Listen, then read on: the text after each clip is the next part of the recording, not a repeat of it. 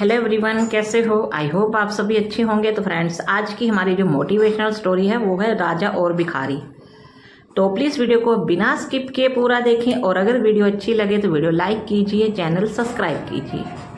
वो कहते हैं ना, समय से पहले और भाग्य से ज़्यादा कभी किसी को कुछ नहीं मिलता। अगर हमारे भाग्य में लिखा है ना, तो वो ना चाहते हुए भी हमें चीज़ मिल जाती है जिसका हमें पता भी नहीं होता। और अगर हमारे भाग्य में नहीं है ना, तो पास आके आती हुई हाथों से चीज़ भी निकल जाती है। तो इसी से रिलेटेड स्टोरी है, तो प्लीज़ वीडियो को पूरा देखें। एक बार एक राजा था जो हर रोज़ मंदिर जाया करता था। वो देखता कि मंदिर के आसपास बहुत सारे भिखारी बैठे थे मंदिर के बाहर, तो वो उनको जो है अपनी तरफ से थोड़ा बहुत दान पुण्य किया करता था। वहाँ उनको सोने के सिक्के वगैरह दिया करता था। एक दिन उसका छोटा बेटा जो था राजा का, वो राजा के साथ मंदिर में गया। वो भी कहने लगा कि पिताजी मैं भी आपके साथ चलूँगा। वो अपने पिताजी के साथ मंदिर में गया। वहाँ उसने देखा बहुत सारे भिखारी बैठे हुए हैं। तभी उस लड़के ने देखा कि उसके पिताजी जो है भिखारियों को खाने पीने की चीज़ें दे रहे हैं और कुछ सोने के सिक्के दान दे रहे हैं। तभी उस लड़के की नज़र एक ऐसे भिखारी पर पड़ी जो कि अपाहिज था और ब्राह्मण के बीच में था। वो लड़का दौड़ता हुआ उस भिखारी के पास गया और उसको जाके बोला कि आप तो एक ब्राह्मण लग रहे हैं, तो आप यहाँ पे ऐसे भिखारियों की तरह क्यों बैठे हुए हैं? तब उस भिखारी ने कहा कि मैं ब्राह्मण हूँ, पर मेरे पास खाने पीने को कुछ नहीं है। मैं बहुत ही गरीब हूँ और मैं अपाहिज हूँ, मैं काम भी नहीं कर सकता। इसलिए मैं यहाँ से जो ले जाता हूँ मांग के, वही अपने घर वालों को खिलाता हूँ। ये सुनकर उस लड़के को बहुत उस पर दया आई। वो लड़के ने अपने पिताजी को कहा कि पिताजी इसको बहुत सारा धन दीजिए। उसने सोने के सिक्के बहुत सारे जो एक पोटली में थे उस भिखारी को दान में दे दिए और उसको कहा कि आज के बाद तुम्हें जो है काम करने की ज़रूरत नहीं है। वो सिक्के लेके वो ब्राह्मण भिखारी जो था बहुत ही खुश हुआ और उसने कहा कि चलो अब मेरी जो है ज़िंदगी सुधर गई, अब मैं ये भिखारी वाली काम जो मुझे नहीं करना पड़ेगा। और वो लड़का भी बहुत खुश हुआ कि मैंने इसको बहुत सारा धन दे दिया, अब इस अपाहिज भिखारी को काम करने की ज़रूरत नहीं पड़ेगी। अभी जो ब्राह्मण भिखारी था खुश होते होते अपने घर की तरफ निकल पड़ा और रास्ते में सोचता जा रहा था कि आज मैं घर जाऊंगा और अपनी पत्नी को इतना सारा धन दूंगा तो वो बहुत खुश हो जाएगी और अब हमारी जो है गरीबी दूर हो गई। वो ऐसे सोचते जा रहा था कि इतने में एक चोर आया, लुटेरा आया और उसके सारे जो सिक्के थे पोटली ऐसे की ऐसे ले गया। वो बहुत ही रोता चिल्लाता रहा, उसके पीछे भी दौड़ा, लेकिन वो अपाहिज था, ज़्यादा नहीं दौड़ पा रहा था। इतने में वो काफ़ी दूर निकल गया चोर,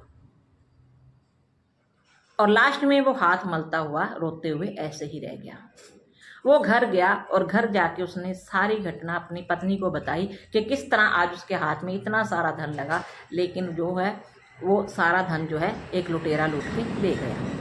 तब उसकी पत्नी ने समझाया कि ये हमारी किस्मत में नहीं था तो हमें कैसे मिलता, चलो कोई बात नहीं, जो लिखा था वो मिल गया हमें। अभी इस ऐसी ही तरह जो थे अगले दिन फिर वो भिखारी जो है वहीं जाकर बैठ गया मंदिर में। अभी सुबह फिर राजा और उसका बेटा जो है मंदिर में आए। उसने देखा कि आज फिर वो भिखारी वहीं बैठा हुआ है। तब उस बच्चे ने अपने पिताजी को कहा कि पिताजी हमने कल ही इसको बहुत सारे सिक्के दिए हैं, लेकिन आज ये फिर भी मांगने के लिए बैठा हुआ है। तो वो लड़का भागकर उस भिखारी की ओर गया और उसने उससे पूछा कि आप यहाँ क्यों बैठे हो?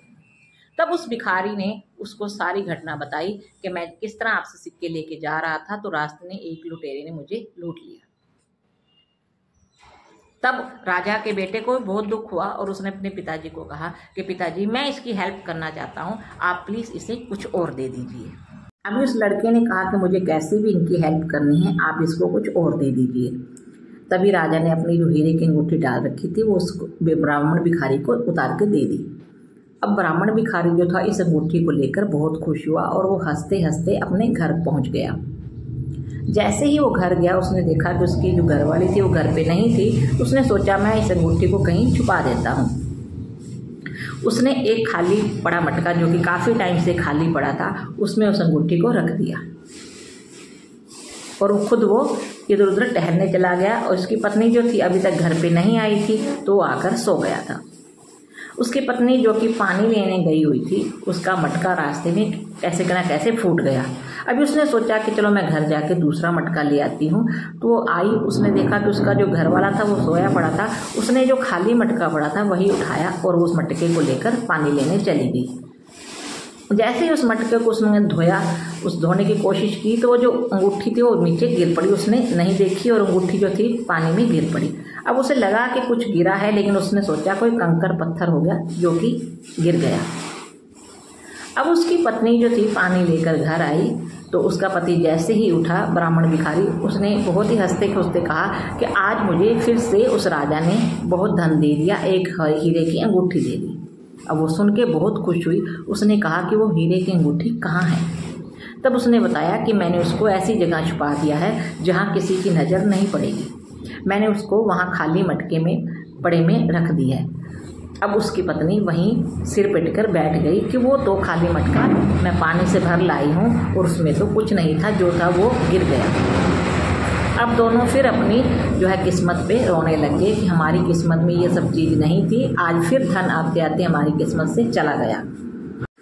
तो जैसे ही उस भिखारी ने वो देखा कि मछली के मुंह में से कुछ गिरा है, उसने हाथ डाल के निकाला तो देखा ये तो वही हीरे की अंगूठी थी। वो बहुत खुश हुआ। उसने जोर जोर से चिल्लाना शुरू किया कि मिल गई मिल गई मिल गई। अभी जैसे ही वो ये सब चिल्लाया, वो जो चोर था जिसने उसके सिक्के लिए थे, उसने ये बात सुन ली। वो उसने सोचा कि ये कभी मेरे ही बारे में बात कर रहा है कि मिल गया मिल गया। उसने वहाँ उस भिखारी के पास आकर कहा कि मैं आपको मिल गया, आपने मुझे देख लिया कि मैं ही आपके घर से उस दिन चोरी की थी, मैं ही आपके जो सिक्के लिए थे, उसके बाद भी मैंने आपके घर चोरी करने की कोशिश की थी। तो आप प्लीज़ ये बात जो है राजा को मत बताना, मैं आपको आपके सिक्के वापस कर देता हूँ। तब उस भिखारी ने कहा कि अगर तुम अच्छे काम करो ये चोरी छोड़कर तो मैं तुम्हारी शिकायत राजा से नहीं करूँगा। तब उस चोर ने कहा कि मैं आज के बाद ऐसा नहीं करूँगा, और उसने सारे सिक्के जो थे भिखारी को वापस कर दिए। ये सुनकर वो भिखारी जो था बहुत खुश हुआ और उसने अपनी पत्नी को ये बुलाकर सारी बात बताई। तब वो पति पत्नी दोनों बहुत खुश हुए। अगले दिन वो फिर भिखारी वही मंदिर के सामने जाकर बैठा। वो उस राजा का इंतजार कर रहा था कि कब वो आए, कब वो इनको वो सारी घटना बताए। राजा और उसका बेटा जैसे ही आए, उन्होंने सारी घटना बताई। तब वो बाप बेटा दोनों बहुत खुश हुए। तब उस राजा ने अपने बेटे को कहा कि किस्मत के बिना कभी किसी को कुछ नहीं मिलता।